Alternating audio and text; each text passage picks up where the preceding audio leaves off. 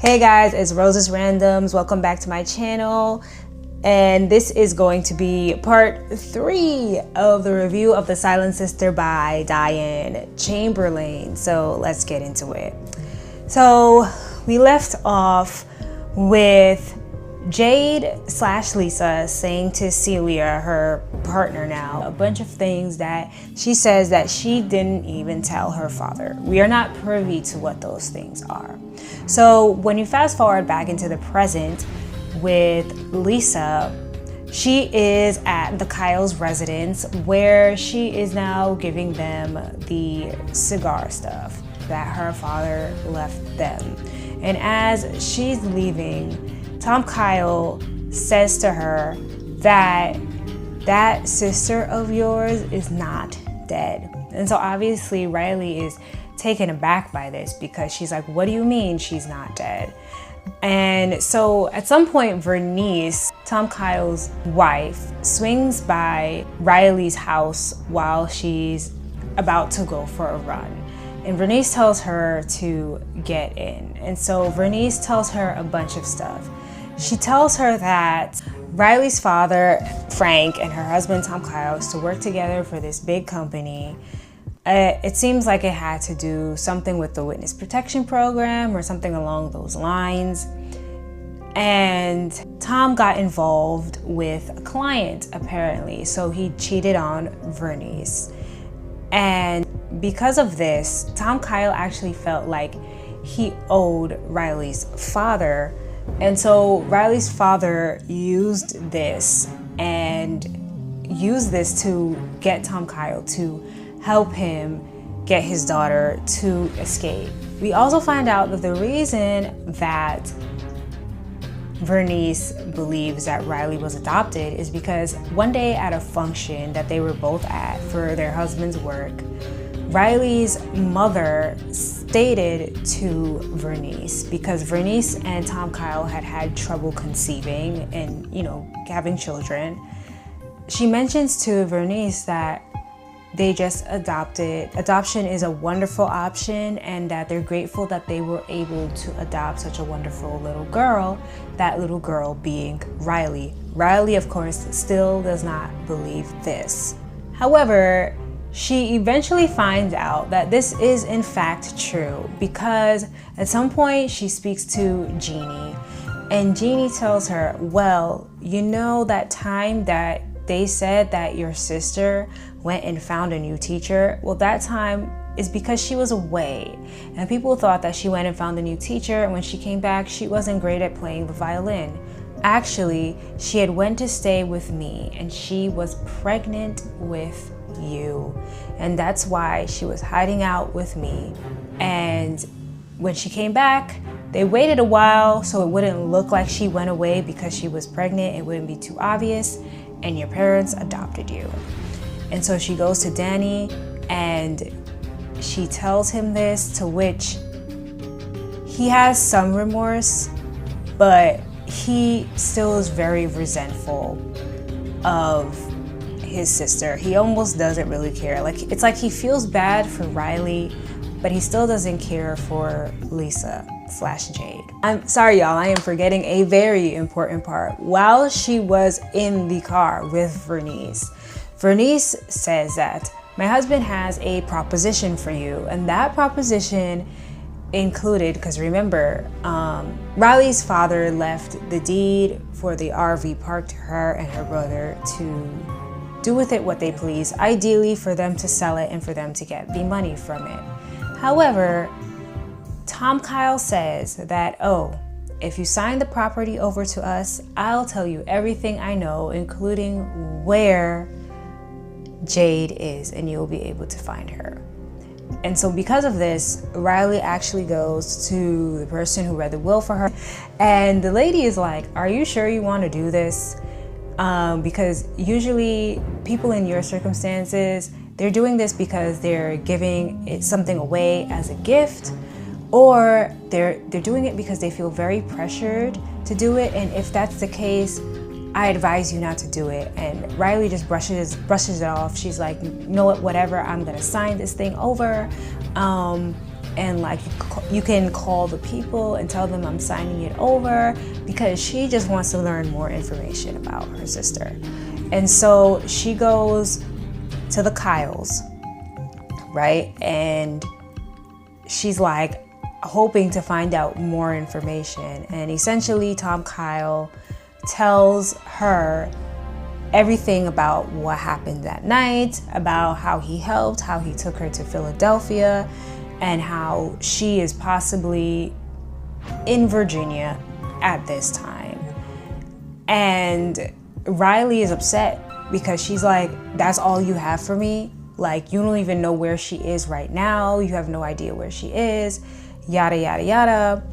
And we actually find out like a little bit before this that person that came to look for Riley, he was actually set off and sent because Tom Kyle gave a tip to the police that there was more than one person involved and that he knew about her whereabouts. So when she goes to him and she finds out that like, you know, like, you didn't tell me anything that I like, he gave her information, but he didn't give her enough, which I thought, you know, he did tell her what he knew, but maybe he did allude to that he knew more. So anyways, she takes the piece of paper that was on the table that supposedly was like the deed to the RV park, and she rips it up. Turns out she was actually smarter than we think, and she actually only just brought a copy, and she tore that up. And they're like, oh, you can't do that. Oh, that was just a copy, you little B word. And she's like, yeah, you didn't tell me anything of substance.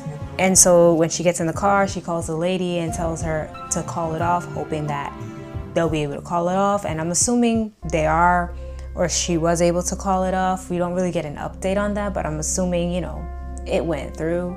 So eventually Riley is so determined to find her sister slash mother that she travels to where her sister first stayed at for several years before she left. And she goes on this search. She tries to find that shop that Grady was at, that she worked at. I forget how she found out that she worked at this shop, but it's not there anymore. And so she goes across the street and talks to the man, and the man tells her that, oh, Grady actually works as a sound person at the stadium now. And she goes to the stadium and she actually finds Grady. She tells him who she is, and Grady's like, I don't know who that is. And you know, Riley is like, no, I don't want to hurt her. And so Grady essentially just gives in and, you know, tells her about how her sister slash mother was as a person. I also forgot to mention that while she was going through her dad's stuff in the RV park, she had actually come across these CD albums, and on the album were the names like Celia so-and-so, Jade so-and-so.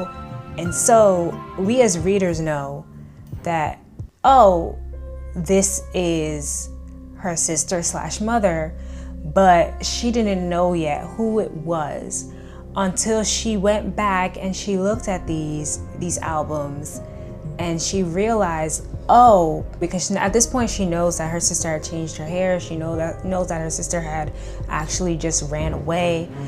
And she looks and she's like, that's my sister slash mother. And so, you know, she goes on the website and Grady actually confirms that her sister and the band are going to be performing in New Bern. And she goes to this concert, and at the concert, before the concert is over, she tries to get into the back with the dressing room, but the security guard is there. And she's like, oh, I'm Riley so-and-so, I'm Jade's sister. And he's like, wait a second. And he opens the door and he's like, oh, like this person says she's so-and-so, right? And the person is like, oh, like we're not expecting anyone. Something that I think she says Jade doesn't have a sister. And the security guard is like, look, I have to get back out there. It's like, what type of security guard are you? Like, so, anyways, she goes back there And she waits, and the woman goes to find someone to talk to them. But instead, she just follows the woman because she can't wait any longer. And at this point, Jade and Celia and Celia's brothers, who are also a part of the band, they come backstage. And the woman is telling her, oh, like there's somebody here waiting for you. They're saying that she's your sister. And you can hear Jade saying like, oh, I don't have a sister. And so Riley, who brought Jade's violin that she left behind all those years ago, says, I have Violet. And Violet was the name of Jade's violin. And so Jade is like, oh my gosh, because she immediately realizes that this is Riley. And they go to the dressing room and they sit down and they have a conversation. And Celia is all upset because she's like, she doesn't want her to be speaking to Riley because she's like, what are you doing there? And at this point, Riley not only went there because she wanted to see her sister or mother, she went there because because Danny knows everything as well, and Danny's so resentful to her. Danny wants her to go to jail.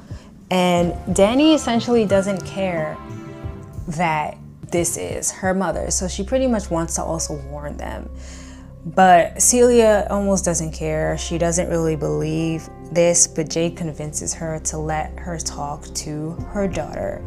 And so they have a conversation where Riley asks Jade, who's my father? And Jade is just like, oh, like it was some random guy that I met in Italy when I was on the trip. And she just says how she was embarrassed about it. It's very embarrassing because she doesn't even know who the person was. Riley goes back to her hotel room or wherever she's staying at, and somehow Celia finds her the next morning or that night, and she goes there and she apologizes and she's like, I'm sorry for how I treated you, and she pretty much tells her everything. She reveals that Stephen Davis was the father of her baby, aka Stephen Davis was Riley's father.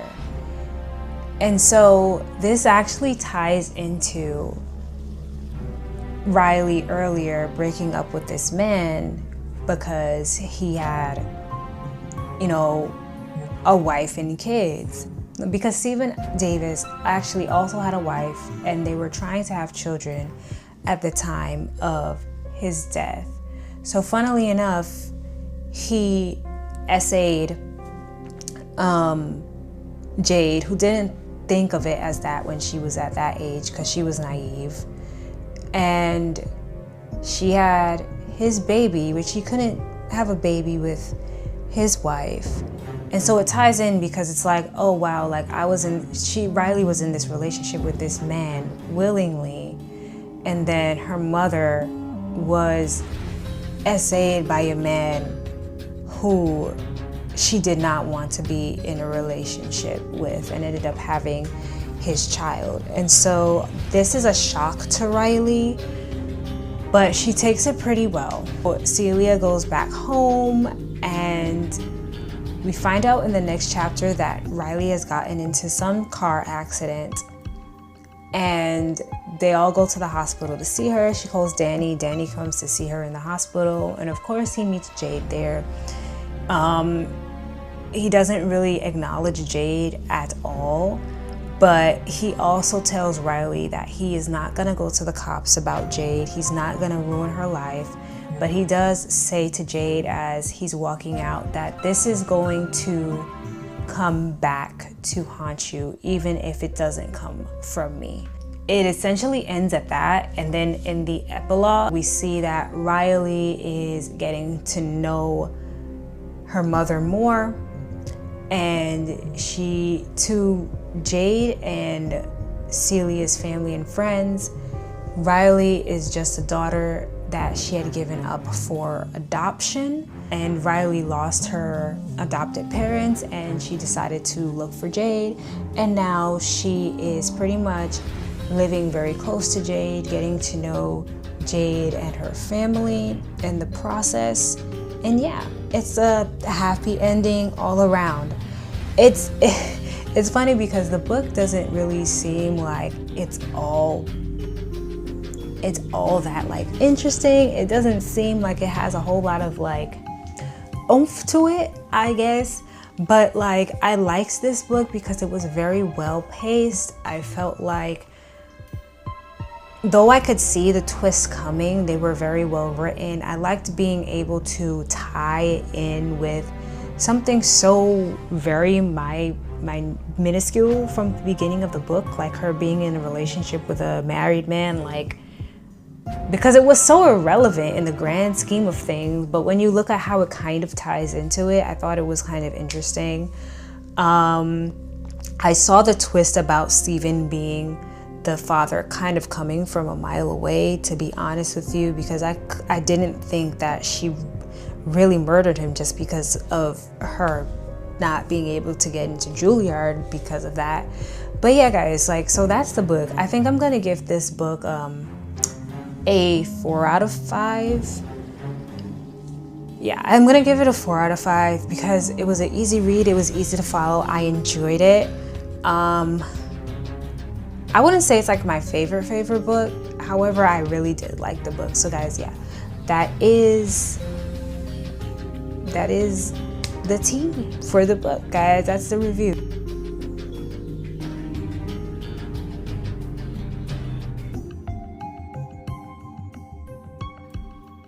And so we actually find out that the reason that Jade murdered her teacher, Stephen Davis, was because he came to her house because somehow he found out that the baby that she had was his. And so he actually came to her house wanting to file custody for this child, thinking that he could raise the child. So she went away for a minute, and when she came back, she saw him holding the child on her lap, and this pretty much enraged her. And because of this, she went, got the gun, and she shot and murdered him. And I think that obviously it wasn't just this, it was because she was SA'd by this man, you know? And I think all of that rage, in addition to him wanting to take the child from her, made her murder him, because she's like, no, you're not gonna have my child. And on top of that, the way this child came about is because you did something horrible to me. And so, yeah, and I think that's why she ultimately did the deed that she did. So it's complicated because she did murder somebody. Also, I am very annoyed with Danny, the brother, because I feel like all this resentment he has towards her. Okay, I can understand if he was resentful towards her because he's like, oh, you like took your life and like it was so selfish, and now like I don't have my sister anymore, and that caused my parents to be the way that they are, right? But then you find out, oh, she's alive. She ran away. Right? And you're like, oh, well, she murdered somebody. It's a little bit weird because you're a 6-year-old child when this happened, and I would think that somebody who thinks of his sister as when they were 6 years old would like not think of his sister the way that he does as a grown man, because again, like, she left when he was 6, and then on top of that, now like you find out that your other sister is actually your niece, and that was actually your sister's daughter, and you still have very little remorse, and then you find out the reason that she did everything in the first place, and you still have no remorse. You're like, oh well, it's still a murder, you're still gonna like pay the price for what you did. And it's like, your sister was 16 and she was SA'd by a grown man, and she felt threatened by him, and this is what she did. Was it wrong? Sure, because he wasn't doing that at the moment. However, like, he was a terrible person. So for you to have no remorse still is a little bit strange to me. I feel like the whole character of Danny is a little bit weird, and I think that was like the main part of the story that really truly bothered me, to be honest with you. But yeah. Other than that, I liked Lisa's character. I thought she was well put together. However, I was a little bit like annoyed by what it seemed to be her stupidity a little bit, in like her wanting to give the deed over to Tom Kyle, even though she ended up not doing that.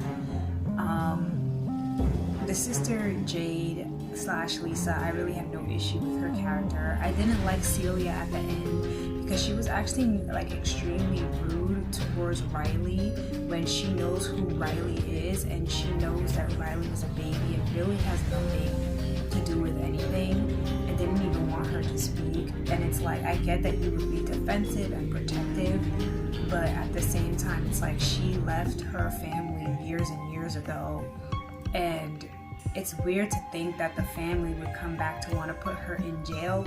So I don't really get why she was so extremely defensive of this. I get defensive, but rude was a little bit odd and off to me. But yeah, so I think that's pretty much it as to what I thought about the characters and the book overall.